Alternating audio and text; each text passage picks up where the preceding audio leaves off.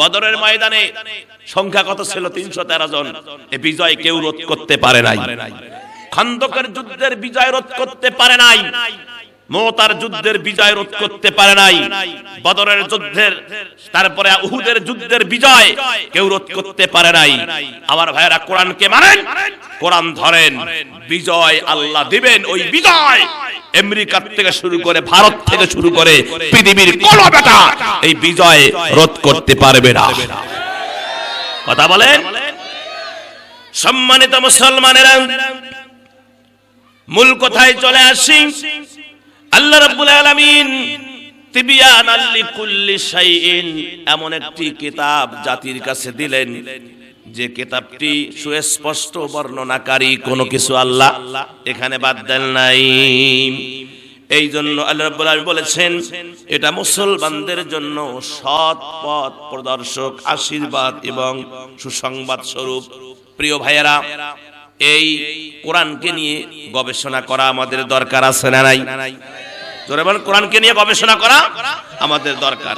আল্লাহর নবী মুহাম্মদুর রাসূলুল্লাহ বলেন সাল্লাল্লাহু আলাইহি ওয়াসাল্লাম, তিনি হাদিস বর্ণনা করেছেন, আবু দাউদ আর তিরমিজি শরীফের হাদিস, হযরত আব্দুল্লাহ বিন আমর রাদিয়াল্লাহু আনহু থেকে বর্ণিত। তিনি বলেন, রাসূল সাল্লাল্লাহু আলাইহি ওয়াসাল্লাম থেকে তিনি বর্ণনা করেছেন, রাসূল সাল্লাল্লাহু আলাইহি ওয়াসাল্লাম, কোরআনের ধারক বাহককে বলা হবে, নবীজি বলেছেন কোরআনের ধারক বাহককে বলা হবে, ও কোরআনের ধারক বাহক, তুমি পড়তেই থাকো আর পড়তেই থাকো। দুনিয়ায় যেভাবে তুমি পাঠ করতেছিলা এভাবেই পড়তেই থাকো, পড়তেই থাকো। যেখানে গিয়ে থামবা সেটাই হবে তোমার আবাসস্থল। কোরআনে এমন একটা মর্যাদা আল্লাহ দিয়েছেন, বিশেষ করে হাফেজ সাহেব যারা আছেন, আলহামদুলিল্লাহ, তোমরা তো কপালওয়ালা রে ভাই। তোমাদের জুতা যদি বহন করার যোগ্যতা অর্জন করতে পারতাম তাও লাভ ছিল। হাফেজদের জুতা বহন করার যোগ্যতা আমার নাই। আল্লাহ তাদেরকে এত নিয়ামত দিয়েছেন, আল্লাহ তাদেরকে এত নিয়ামত দিয়ে, আল্লাহু আকবার।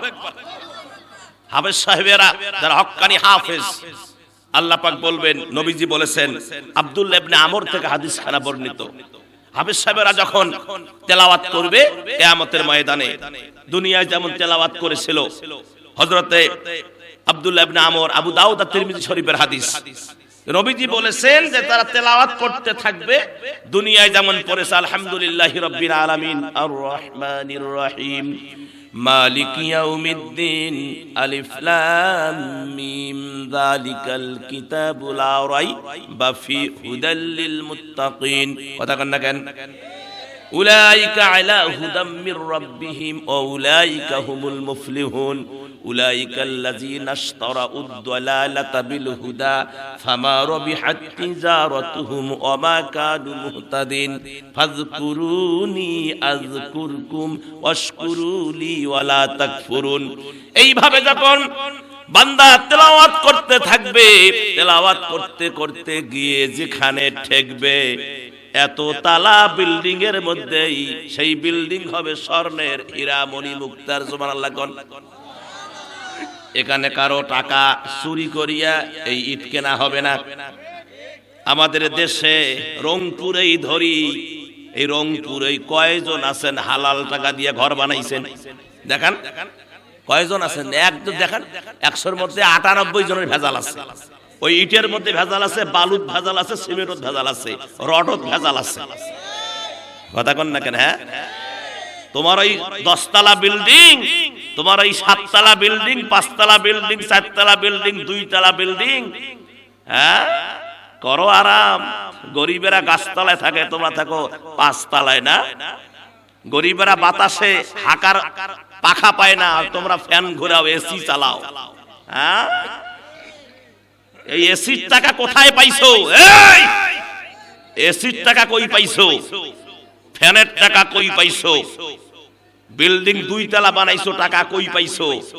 এর হিসাব না দেওয়া পর্যন্ত এক কদম কিয়ামতের ময়দানে আগাতে পারবা না। দুনিয়ায় বাটপারি চলে, কবরে বাটপারি নাই।